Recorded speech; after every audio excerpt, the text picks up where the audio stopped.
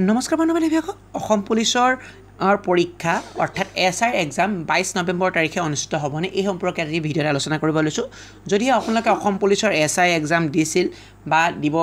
এবাৰ মানে যোৱাবাৰ যেটো এই পৰীক্ষাটো কেনসেল কৰা হৈছিল তেতিয়া পেপাৰ আউটৰ পৰিপ্ৰেক্ষিতত তেতিয়াহ'লে এই পৰীক্ষাটো দিব তেতিয়াহ'লে ভিডিঅ'টো শেষলৈ ভালদৰে মন দি চাই যাতে নমস্কাৰ বন্ধু-বান্ধৱীসকল মোৰ নাম আছে শ্ৰী অংকুৰ শৰ্মা আৰু আপোনালোকে চাই আছে আপোনালোকৰ আপোন চেনেল জব মেইল আছাম য'ত অসম তথা কেন্দ্ৰীয় চৰকাৰৰ বিভিন্ন চাকৰিৰ লগতে চাকৰি সম্পৰ্কে বিভিন্ন তথ্যপাতি আৰু প্ৰয়োজনীয় পুস্তক কাকতসমূহ আলোচনা কৰা হয় যদি আপোনালোকে পোনপ্ৰথমবাৰৰ বাবে আমাৰ চেনেলটো ভিজিট কৰিছে অনুগ্ৰহ কৰি আমাৰ চেনেলটো সাবস্ক্ৰাইব কৰিব লগতে কাষৰ নটিফিকেশ্যনৰ বেল বুটামটো প্ৰেছ কৰি অল কৰি ৰাখিব যাতে আমি আপলোড কৰা প্ৰতিটো ভিডিঅ'ৰ নটিফিকেশ্যনে আপোনালোকে পোনপ্ৰথমে লাভ কৰিব পাৰে লগতে যদি ভিডিঅ'টো চাই ভাল পায় নিশ্চয় ভিডিঅ'টো লাইক কৰক আৰু আপোনালোকৰ বন্ধু-বান্ধৱী তথা সহমন্ত্ৰীয় মানুহৰ ভিডিঅ'টো শ্বেয়াৰ কৰক যাতে তেওঁলোকে ভিডিঅ'ৰ পৰা উপকৃত হ'ব পাৰে বলকিটা ভিডিঅ'টো আৰম্ভ কৰোঁ যদিহে আপোনালোকে এতিয়াও আমাৰ গাইডবুকখন কিনা নাই অনুগ্ৰহ কৰি গাইডবুকখন কিনিবলৈ আপোনাক অনুৰোধ জনোৱা হ'ল যাতে আপোনালোকৰ আগন্তুক এক্সামসমূহৰ কাৰণে সুবিধা হয় এখন আছে PNRD question and answer bank কিতাপখনৰ মূল্য কেৱল 30 টকা এখন আছে অসমীয়া সাহিত্যৰ A to Z এখন ই সংস্কৰণ হয় এখনৰ কিতাপৰ মূল্য 110 টকা যদিহে আপোনালোকে আগন্তুক যিকোনো ধৰণৰ কম্পিটিটিভ এক্সাম দিয়ে তেতিয়া অসমীয়া সাহিত্য যথেষ্ট গুৰুত্বপূৰ্ণ হ'ব অসমত অসমীয়া ভাষাটো যথেষ্ট দৰকাৰী আৰু তাৰ লগতে অসমীয়া সাহিত্যখন বিশেষকৈ দৰকাৰী আমি যেটো লাইকলি লওঁ যদিহে কিনিব বিচাৰে কিনিব পাৰিব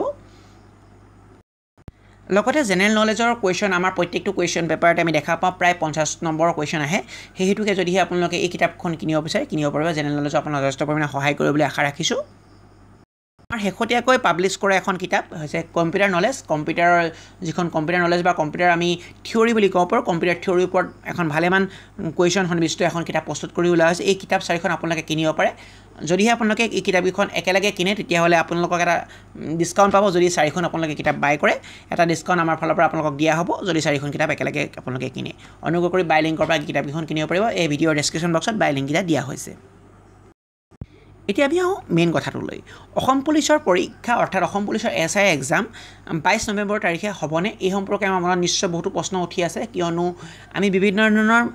মিডিয়া হাউচৰ পৰা বা বিভিন্ন ধৰণৰ যেতিয়া পৰীক্ষা কেনসেল হৈছিল তাৰ পিছত বিভিন্ন ধৰণৰ আমি নিউজ প্ৰকাশ পাইছিল সেই সম্পৰ্কে নিউজ আমি ইতিমধ্যে প্ৰকাশ কৰিছিলোঁ আৰু লাষ্টত শেষ ডেট এটা পাইছিলোঁ 22 নৱেম্বৰ তাৰিখে এছআই এক্সাম হ'ব বা অনুষ্ঠিত হ'ব অসমৰ বিভিন্ন জিলাত যেনেদৰে আগত হৈছিল এবাৰ সম্পূৰ্ণ দায়িত্ব দিয়া আছিল ডিব্ৰুগড় ইউনিভাৰ্চিটিৰ হাতত কিন্তু আজি যেহেতু 3 নৱেম্বৰ হ'ল 3 নৱেম্বৰ হ'ল এই 3 নৱেম্বৰ আমি আপোনালোকে নিশ্চয় ভিডিঅ'টো চাই থাকোঁতে 9:30 হৈ গৈছে এতিয়ালৈকে কোনো ধৰণৰ এডভাৰটাইজমেণ্ট বা কোনো ধৰণৰ নটিফিকেশ্যন পাব্লিছ হোৱা নাই যে 22 নৱেম্বৰ তাৰিখে এই এক্সাম হ'ব কিন্তু তথাপিও আমি যিমান দূৰ গম পাইছোঁ ডিব্ৰুগড় ইউনিভাৰ্চিটিৰ ফালৰ পৰা এটা যি প্ৰথম ডিব্ৰুগড় ইউনিভাৰ্চিটিক যেহেতু দায়িত্ব অৰ্পণ কৰা হৈছিল ডিব্ৰুগড় ইউনিভাৰ্চিটিৰ পৰা যি অসম চৰকাৰৰ গৃহ বিভাগলৈ এখন পত্ৰ প্ৰেৰণ কৰা হৈছে যে পৰীক্ষাসমূহ পাতিবৰ কাৰণে বা কেনেকুৱা ধৰণৰ ভিত্তিত পাতিব পৰীক্ষাসমূহ বা পৰীক্ষা চেণ্টাৰসমূহ কেনেদৰে এলটমেণ্ট কৰিব ইত্যাদি সম্পৰ্কে এখন পত্ৰ প্ৰেৰণ কৰা হৈছে ইউনিভাৰ্চিটিৰ ফালৰ পৰা চ' ইয়াৰ যদিহে তেওঁলোকে সকলো ধৰণৰ ছিকিউৰিটি পাৰপ'জ দিব পাৰে কাৰণ ইউনিভাৰ্চিটিয়ে পৰীক্ষাটো কণ্ডাক্ট কৰিব ইউনিভাৰ্চিটিয়ে বিভিন্ন ধৰণৰ চেণ্টাৰসমূহ ল'বৰ কাৰণে ডিপাৰ্টমেণ্টে ল'ব লাগিব বা যি বিভাগৰ দায়িত্ব আছে সেই বিভাগে ল'ব লাগিব সেই হেতুকে ইউনিভাৰ্চিটিৰ ফালৰ পৰা এখন গৃহ বিভাগলৈ এখন আমি যিমান দূৰ গম পাইছোঁ এখন পত্ৰ আহিছে এখন আনঅফিচিয়েল নিউজ এইটো কিয়নো আমি জাষ্ট প্ৰকাশিত কোনো নিউজ নহয় কাৰণে আনঅফিচিয়েল বুলি কৈছোঁ আমি যিমান দূৰ গম পাইছোঁ সেইকাৰণে ক'ব বিচাৰিছোঁ সেই হেতুকে এই পত্ৰখনৰ মতে যদি গৃহ বিভাগে ৰেছপণ্ড কৰে তেতিয়া 22 তাৰিখে বা 22 নৱেম্বৰ তাৰিখে পৰীক্ষাটো হ'বও পাৰে নহ'ব পাৰে কাৰণ কিছু পলম হ'ব পাৰে কাৰণ 22 নৱেম্বৰ যিহেতু 3 নৱেম্বৰ কাৰণ পৰীক্ষা চেণ্টাৰসমূহ ফিক্স হোৱাৰ পিছত এডমিটসমূহ আউট হ'ব লাগিব মিনিমাম 10 দিনৰ আগত আমি এডমিটসমূহ লাভ কৰিব লাগিব তেতিয়া আমি কাৰণ সুবিধা হ'ব কাৰণ বহুতো ষ্টুডেণ্ট বেলেগ জেগাত কামৰ সূত্ৰে আছেগৈ তেওঁলোকে ঘূৰি আহিব লাগিব চ' 10 দিনৰ আগত এডমিটসমূহ আউট হয় নি সচৰাচৰ আৰু এই সম্পৰ্কে যদি আগতে নটিফিকেশ্যনখন আউট হয় যিহেতু আজি 3 তাৰিখ হ'ল আমাৰ ওচৰত মাত্ৰ 19টা দিন আছে চ' 19 দিনৰ ভিতৰত এক্সামসমূহ হ'বও পাৰে নহয় বুলি নকওঁ যদি 22 নৱেম্বৰ নহয় তেতিয়া ডিচেম্বৰ মাহৰ ফাৰ্ষ্ট উইকত ইয়াৰ এক্সামসমূহ হ'ব সেই হেতুকে আপোনালোকে প্ৰিপাৰেশ্যনসমূহ কৰক যদি কিবা অফিচিয়েল নটিফিকেশ্যন আহি পৰে বা আমি যদি গম পাওঁ বিশেষ সূত্ৰৰ পন্থাদি তেতিয়াহ'লে আপোনালোকক জনাবলৈ চেষ্টা কৰিম চ' ইয়াকে ভিডিঅ'টো সমাপ্ত কৰিছোঁ সেই হেতুকে আপোনালোকে প্ৰিপাৰেশ্যনসমূহ সমাপ্ত নকৰিব কণ্টিনিউ কৰি থাকক 22 নৱেম্বৰ পৰীক্ষা হোৱাৰ চান্স যথেষ্ট পৰিমাণে বেছি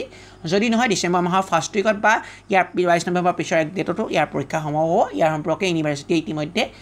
পত্ৰ প্ৰেৰণ কৰিছে গৃহ বিভাগলৈ ধন্যবাদ জয় অসম